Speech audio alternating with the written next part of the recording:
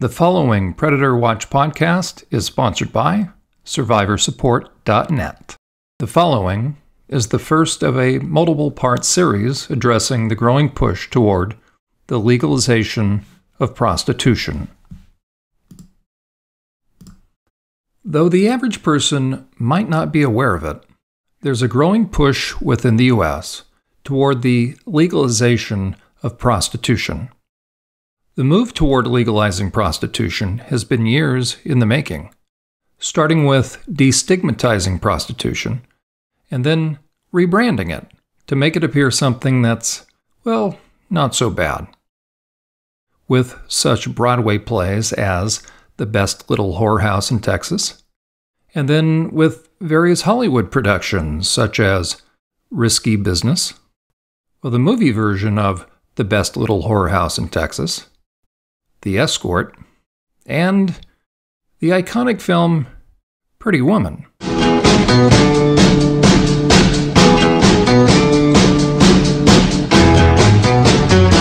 How much is this? It's very expensive. It's very expensive. Pretty woman, walking down the street. Pretty woman, the kind I like to meet. Pretty woman. Which suggested to younger viewers that prostitution could actually produce a Cinderella type of happy ending. Something that might even be legitimate for younger women to try. You know, years ago when I started out in this field, I didn't understand this stuff. I had never thought, more than 5 minutes about prostitution and if it was exploitation. I would have thought I was being so, progressive if I used the term like sex work. I would have thought I was being sophisticated and intellectual. But having, spent years learning and talking to people and meeting people who've been exploited, looking into the eyes of women prostituting, seeing victims in West Africa, going through Tijuana and looking at the red light district. Once you have those experiences, it's pretty hard to come away from it and say, wow, this is just some rosy occupation. Welcome back to On Contact. We'll continue our conversation with Rachel Moran, author of Paid For: My Journey Through Prostitution.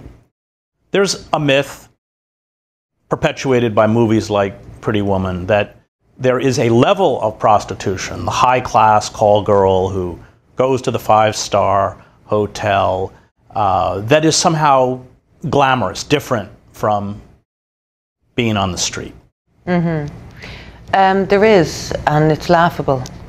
I made the remark in Paid For, I believe that the nature of your surroundings doesn't change anything to do with the actual act, and that it makes no difference at the end of the day whether your arse is rubbing against white linen sheets or rough and concrete.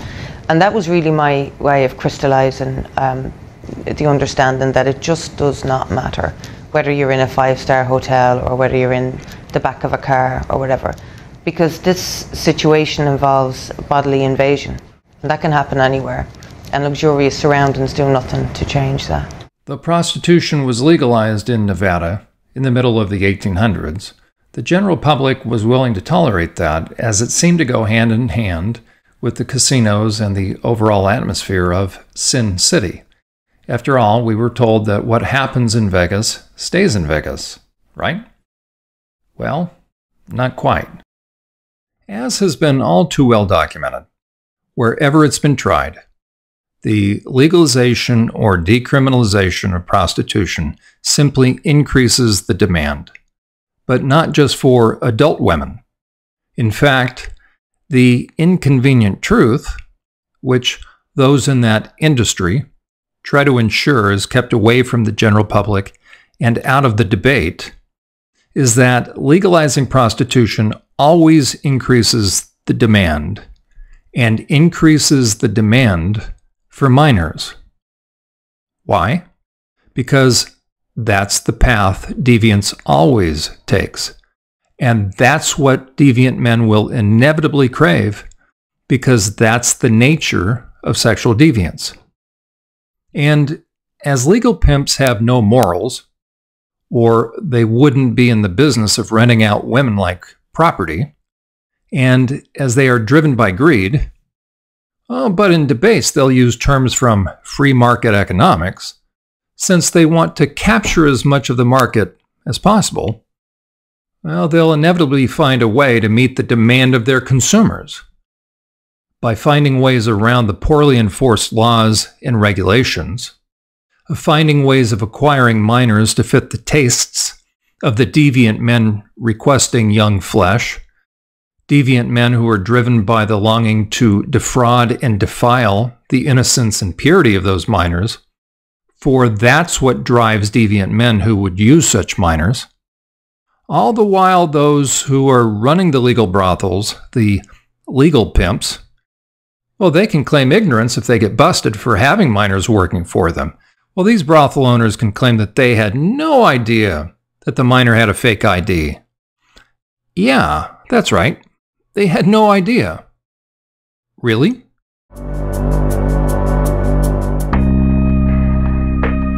The city of Las Vegas is known as the entertainment capital of the world, the city of neon lights. But there is a dark side to this city of lights. Hello, everyone. I'm Nancy Byrne with KCLV-TV. According to the Department of Justice, there are 100,000 children in the United States currently enslaved in commercial sexual exploitation. Now, we're talking about children as young as 11 years old. And while this is a worldwide problem, unfortunately, Las Vegas has been designated as a hub for this criminal activity. Dorchen Leithold from Sanctuary for Families, a group that advocates for sex trafficking victims, says the group supports not prosecuting prostitutes, but says laws need to be tough on johns and sex buyers. Legalizing prostitution is turning traffickers, pimps, and other exploiters into legal businessmen. It makes it easier for them to do business. The incidence of trafficking increases. The incidence of child sex trafficking increases. A glimpse tonight into Las Vegas's massive sex trafficking industry. Researchers at Arizona State University conducted a year-long study. According to that study, of the 190 identified sex trafficking victims in 2014, 2/3 were under 18 years old. 1 in 5 was brought to Las Vegas from somewhere else, and more than half were never reported missing. The study also says that in 159 cases of sex trafficking, nearly 3 in 4 were never prosecuted. Officers in Fort Wayne have arrested about a dozen people charged with prostitution-related activity. It's all part of Operation Cross Country, the FBI's nationwide effort to rescue child prostitutes. We first broke this story on Wayne.com this afternoon, and News Channel 15's Adam Widener joins me now with the latest on this prostitution sting. Adam? Well, it's hard to think about children being prostituted for money, but it's a reality that the FBI investigates extensively across the country. Not one of the women arrested in the prostitution sting in Fort Wayne was under 18, but authorities say that doesn't mean child prostitution doesn't happen here. Police say these are the faces of prostitution in Fort Wayne. 10 women were arrested and charged with prostitution this past Friday, found in local hotels. But much of the time, authorities say these are the victims of an alleged controlling pimp, such as David Given. He has been charged with promoting prostitution in Fort Wayne. In the past, we have found child prostitutes, but in this particular operation, we did not find any child prostitutes, which is a positive thing. But that wasn't the case nationwide. Across the country, the FBI says 167 child victims were recovered during Operation Cross Country. The week-long surge toward recovering child prostitutes ended yesterday. 281 alleged pimps were arrested. The FBI tells News Channel 15 this year brought the highest number of pimps arrested and children recovered in the operation's history. Child prostitution is a problem nationwide. It's a problem here in northeastern Indiana as well.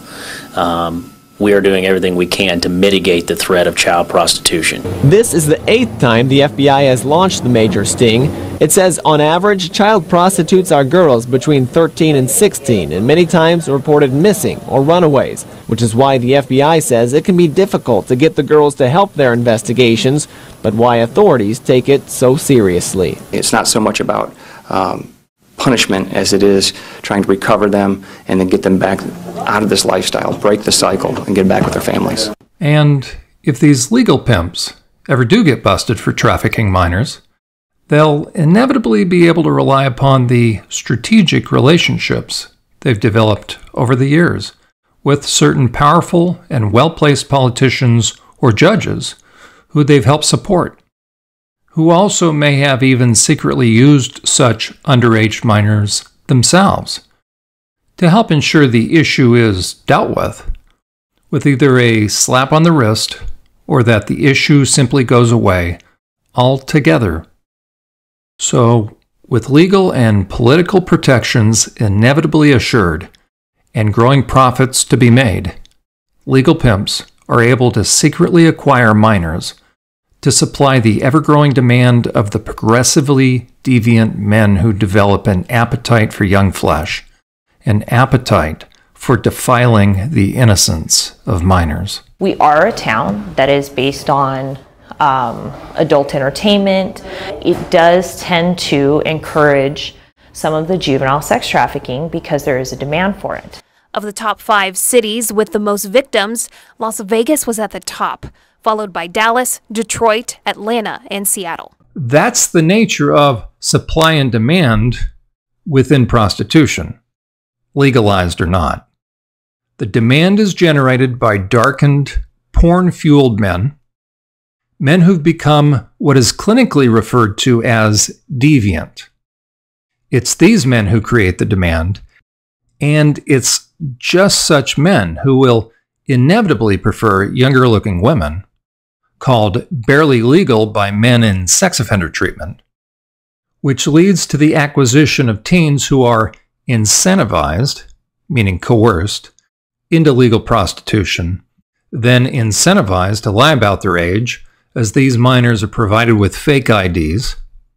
It's these kinds of predatory men who request young flesh, request new girls, which then inevitably means a demand for teens who are being exploited and trafficked. A lot of people come to Las Vegas and they think that prostitution's legal. So when they come here and it's an adult playground, they think that kids are for sale. Some of the kids are as young as 12.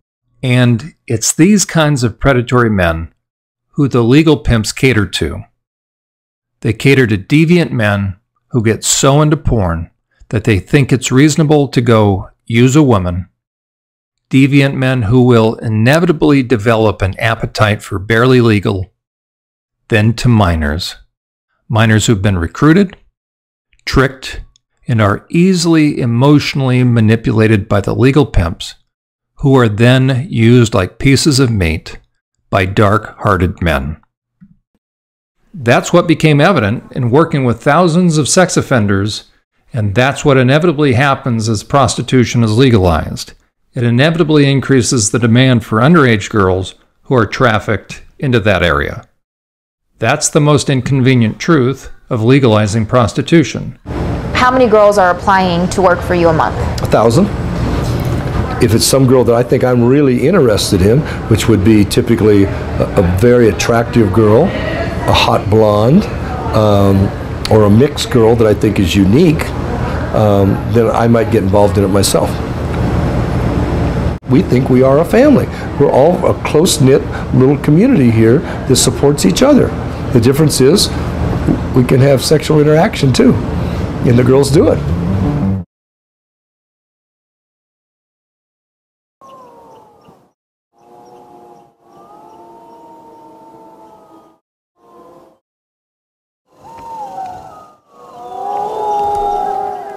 Both kinds of predatory men, those who supply the women and those who use them, will try to spin the darkened reality and make it appear that prostitution is simply two consenting adults freely choosing to do what they want. Really? So, a woman allowing herself to be used by hundreds of porn-fueled men, agreeing to give up half the money she makes, who was likely manipulated or trafficked, is choosing in the same way as the men who are using her? Really? Couldn't be what it looks like, could it? Like men using and exploiting women and minors? Couldn't be that, right? Legalizing prostitution is turning traffickers, pimps, and other exploiters into legal businessmen. It makes it easier for them to do business. The incidence of trafficking increases. The incidence of child sex trafficking increases. Those who are advocating the legalization of prostitution, well, they come up with a host of reasonable-sounding reasons why it will be beneficial for all involved.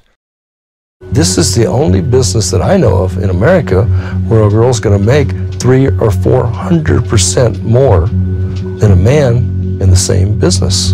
Isn't that kind of sad, though, that the only way women can do that is by selling their bodies? Well, I look at it from a positive perspective. Isn't it great that there's a place that they can do that?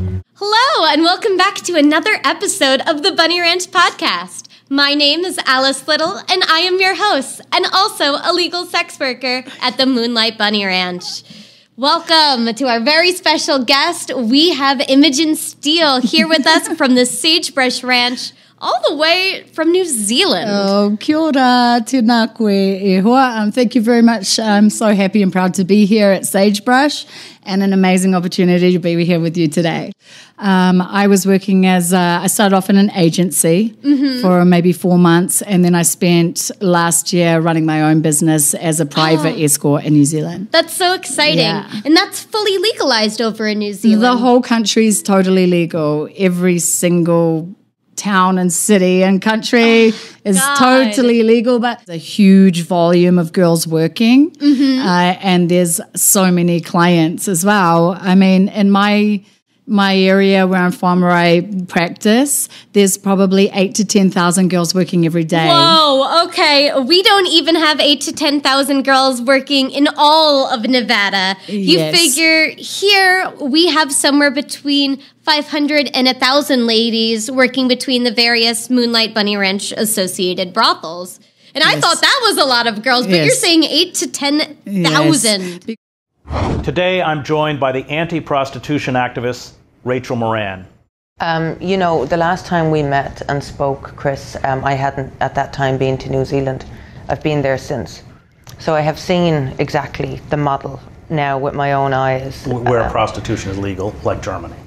Yeah, well, the situation there is that pimping and brothel keeping and every peripheral activity you can imagine related to the running of the sex trade is decriminalized, which is simply legalization by a different name. Now, what I saw on the streets of New Zealand, I will never forget as long as I live. There is another even more insidious consequence of full decriminalization and legalization. While legalization fuels the demand for men who want to buy sex, there are never enough women willing to become prostitutes to meet that demand. Because of this, in every country that embraces legalization or full decriminalization, there are higher rates of sex trafficking than in countries where prostitution is illegal.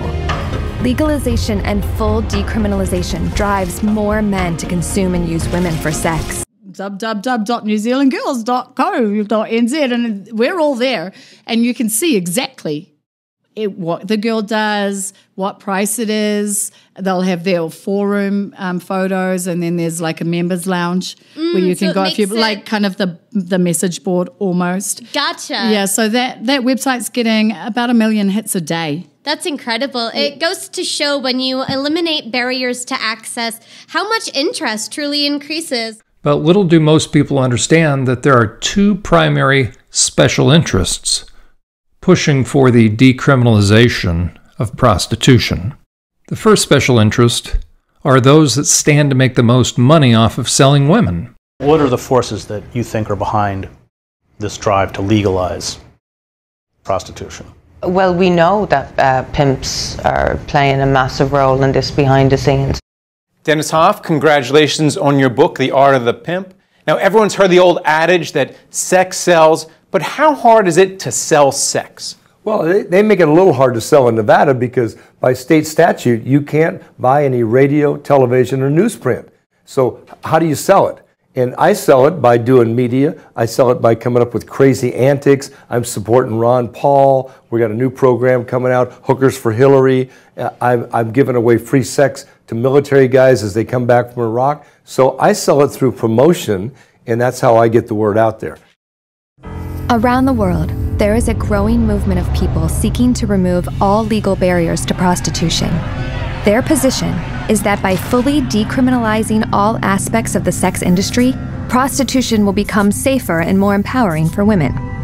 Out of this belief, a number of countries and organizations have adopted a pro-prostitution stance. But does full decriminalization or legalization actually make prostitution safer and more empowering? In countries that have tried it, there is an exponential increase in the demand for prostitution. More men are enticed to buy sex. More men want to profit from a woman's body. This leads to more pimps and brothel owners.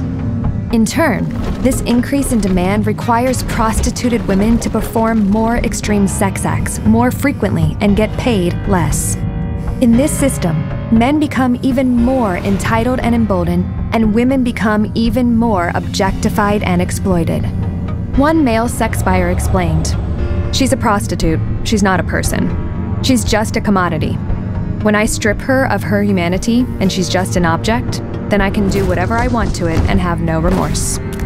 As a consequence of this mindset, instead of preventing the rapes, assaults, and trauma inherent to prostitution, full decriminalization or legalization actually perpetuates them. One woman who survived this system of prostitution in New Zealand said, "I thought legal prostitution would give more power and rights to the women, but I soon realized the opposite was true." To Dennis Hoff, that sound means money is walking in the door, and he has plans to make his brothel empire even bigger. The next one he's going to open on the corner, I am thinking about getting back in the business and running it, if Dennis will let me. So you'd be a madam again, yes? Yeah, I'd be back in business. It'd be fun. With all my 7 brothels, what we do is we sell the adventure, because sometimes the travel is as good as the destination. It's not just sex. You have to make it fun. When Heidi comes in here, the fact that her name is on it is going to bring clientele in here, whatever we're going to call it. Heidi Hollis's brothel, cat house. Given your past, do you really feel like you've got some expertise that the industry here in the Pahrump area could benefit from? Absolutely. I clearly know the business, and there are certain parts that I know the men. I know what men want. These legal pimps understand that as men get hooked on porn, they're much more likely to seek out prostitutes. Thus, these men can continue to expand their business territory. The second primary special interest? Those who are using prostitutes won't have to worry about being arrested and thus being found out for their secret double lives and sexual deviance, which means they won't have to explain it to their wives or kids or employers or employees and the general public or fellow churchgoers. The Boston minister who blessed Governor Charlie Baker after he was elected to office is facing charges tonight. Investigators say that they caught Archie Foxworth soliciting a prostitute. Officers arrested 9 others as well in an undercover sting. Foxworth is the senior pastor at the Grace Church of All Nations in Dorchester. The governor's office released a statement saying that Governor Baker is saddened by the news. And a school board volunteer is among the dozens busted in a prostitution sting. What the sheriff is saying about him and the other married men arrested in this latest undercover operation. A former Orlando police officer and a Polk County school board volunteer are among nearly 100 people arrested in an undercover prostitution sting. We want to bring you up to date on a breaking story right now. That is Patriots owner Bob Kraft, and he has been charged in Florida, Jupiter, Florida, with misdemeanor solicitation of a prostitute. Yeah, they did these stings because the Super Bowl was in town, but surprisingly, most of those arrested were not here for the Super Bowl. Sure, there were some visiting prostitutes and pimps, but the majority, HPD says, were Johns and are local, including one man who worked for HPD for more than 20 years. Were you arrested for prostitution? It wasn't a fun question to ask, and tonight hundreds may be answering it to wives, friends, and relatives. The Houston Police Department released 100 mugshots of those arrested in their undercover prostitution sting in the days leading up to and including the Super Bowl. There were 217 total, and many, HPD says, take issue with their picture put on display. We had several of them turn around and ask, are you going to put my picture out on the media? So, when you finally get past all the talking points put forth by those behind the push to legalize or decriminalize prostitution, which is essentially the same thing, but legalization allows certain brothel owners to gain a monopoly and ensure that all the prostitutes have to work under their roof. She works at the Bunny Ranch, one of 28 legal brothels in America. Dennis Hoff is her boss. You're a pimp. You're exploiting these women. I'm not a pimp. I have a license to do this. All right, you're a licensed pimp. Which allows the brothel owners to designate the women as independent contractors. Brooke Taylor says sex work is like any other sales job. I mean, we are entrepreneurs. We are independent contractors, just like any other business. Thus permitting them to take a portion of the women's earnings to cover overhead costs for the privilege of working in the brothel because they can't work elsewhere, lest they be illegal. At the inn, Zoe has been a legal prostitute for 1 month and an illegal one for the past 4 years. A year ago, she was arrested for prostitution, and to avoid future trouble, Zoe came here to Dennis Hoff's Love Ranch.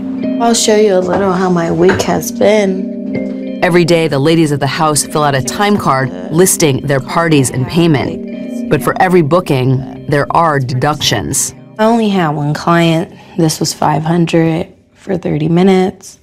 So, which sounds like a lot, but it's 500 divided by 2. So I get $250 minus room and board. So I'm left with $192. Do you have like a set amount that you really want to make? I want to at least walk away with, 20 grand. So about how much do you think you'll leave here with? My first 2 paychecks, I made $600. It's really slow. So you've got 2 more days here. Mm-hmm. You never know. Maybe a miracle walked through the door. That's why I stay, because I don't want to just give up. And the brothel owner gets to charge them rent, which often takes half of the woman's earning, without providing her any health benefits or retirement plan. Well, the reality is that there are 2 primary driving forces behind the push for legalizing prostitution. The first are the pimps who stand to make a killing off the empires they could continue to build off the backs of the women they use to enrich themselves. Hi, YouTube. So you may or may not be aware that this brothel owner in Nevada, Dennis Hoff, he died last week. And I just wanted to say the good, the bad, and the ugly is, the truth is, yes, he was a very wealthy white man who did take advantage of women, and he got even more and more powerful and more wealthy off the backs of women. And he had a monopoly, basically, as do all the brothel owners have monopolies. They all have a monopoly on the sex industry in Nevada, which means if you are a woman who wants to get ahead and wants to try to make more money than the system could ever allow, that you basically want to do it the legal way, then you basically have to give up half your earnings and your privacy and your personal life to these brothel owners. You are pretty much at the whim of the brothel owners. So if the brothel owner wants a favor and you're not willing to give them that favor, you are at the whim of them firing you. We think we are a family.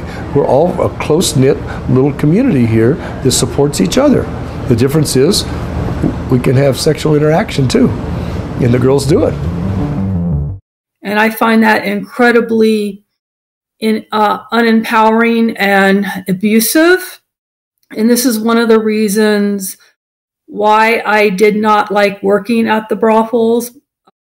And second, the darkened and deviant porn-fueled men who want to be able to use women without any consequences. These kind of men are not only deviant, meaning they have little to no conscience left or are unmoved by emotional distress or duress, as they've become so impacted by porn so as to find it reasonable to sexually use women they've never met. That website's getting about 1 million hits a day. That's incredible. It goes to show when you eliminate barriers to access, how much interest truly increases.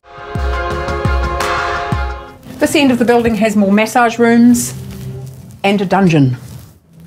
So this is what we call a lounge dungeon. It's the most well-equipped dungeon in Wellington. It's the second most well-equipped professional dungeon in New Zealand. Full of all sorts of goodies and naughty little bits and pieces that you can, make fantasies and things come alive for clients. If I'm running that brothel, it will be that fantasy in your head that you have before you get to Las Vegas. It will be 24 hours a day, nonstop, gorgeous girls, and a nonstop party, and you don't have to worry about anyone telling anybody what went on. Legalizing prostitution is turning traffickers, pimps, and other exploiters into legal businessmen. It makes it easier for them to do business. The incidence of trafficking increases. The incidence of child sex trafficking increases. Also, I was rich when I was 12 years old. Because my sister was a heroin addict, so she sold me for a few drugs when I was 12. And that's got me my steps in. Always ever learned was from 12 was to dress provocatively or to be a hooker.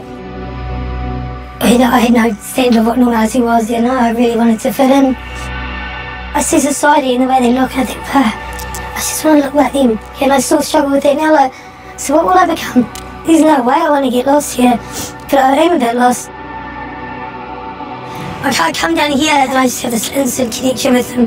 And they go, oh, Q. I go, oh, Q.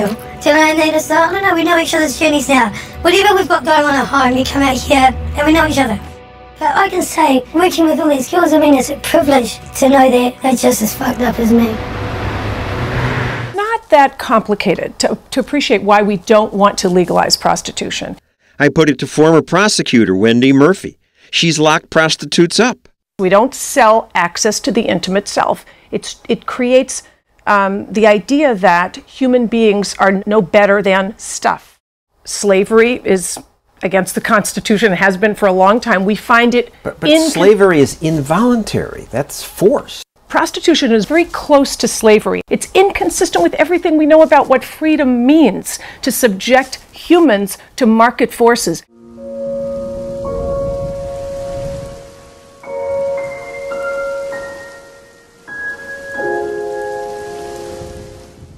Who are able to ignore that they are sexually gratifying themselves with women who've likely been severely emotionally and psychologically damaged by abuse in their past, and women who feel they have very few alternatives or options other than to allow themselves to be used sexually.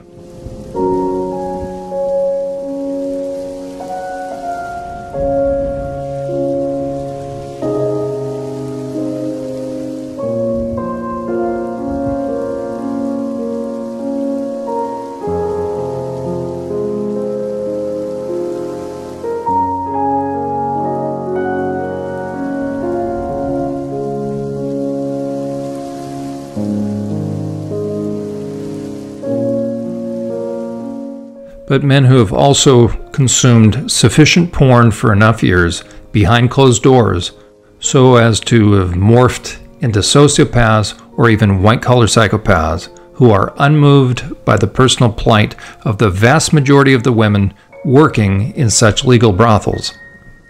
Well, once legalized, these indifferent and/or predatory men could then use these women without fear of ever being found out.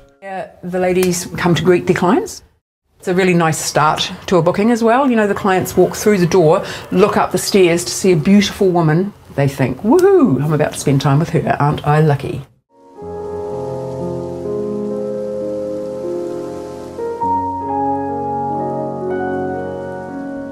I love educating people about our wonderful model of decriminalisation in New Zealand. We get studied by the rest of the world.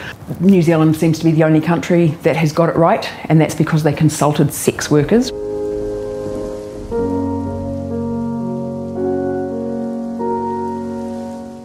Every peripheral activity you can imagine related to the running of the sex trade is decriminalised, which is simply legalisation by a different name. Now, what I saw on the streets in New Zealand, I will never forget as long as I live. Whereas any other country doesn't talk to sex workers, they just make plans and laws for them without discussing it with them or caring about what they say.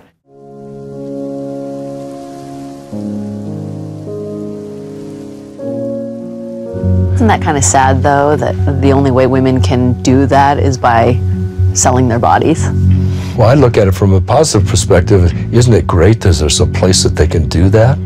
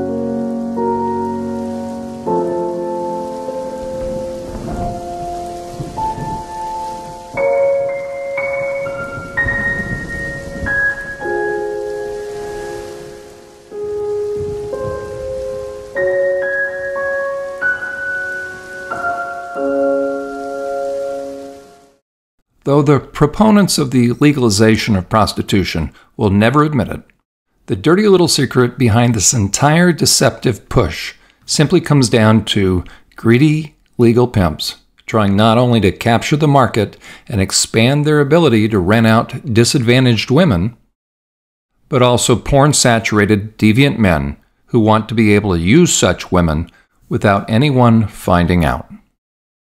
And both are working hard at trying to couch the argument in terms of empowering women, improving their safety, and decreasing crime. Really? Well, despite the spin, the data is clearly revealing the opposite, as we shall see in the next segment.